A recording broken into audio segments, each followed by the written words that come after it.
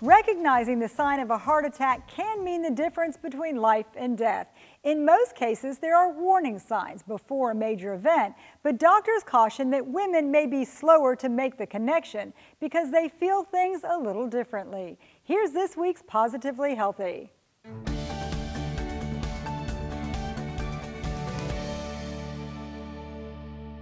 You might call it a gender gap. Doctors say women feel differently than men when it comes to their heart. I feel like as women, we're so busy all the time, taking care of our kids and our husbands.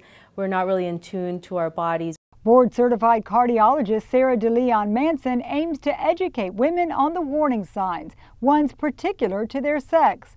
Women are less likely to recognize heart symptoms and less likely to seek help. Subtle symptoms in women are lightheadedness, nausea, vomiting, jaw pain, abdominal pain. Those are typically symptoms you don't hear when somebody's describing symptoms of a heart attack. Men will commonly experience crushing chest pain, bringing to mind images of someone clutching their chest in the throes of a heart attack. These less dramatic symptoms are easy to overlook, which is why doctors say women should be aware of their risk factors.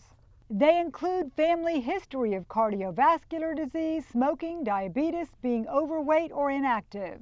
If you have a symptom of nausea and you have risk factors of significant heart disease in your family, then maybe you should get checked out. What's more, women have additional sex-specific factors that put them at higher risk. Being postmenopausal, if you had a history of gestational diabetes, polycystic ovarian syndrome, any history of breast cancer is a risk factor.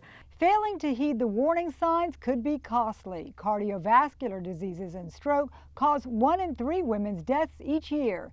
It's estimated 90% of women have one or more risk factors. So when in doubt, check it out. It doesn't pay to be a no-drama mama.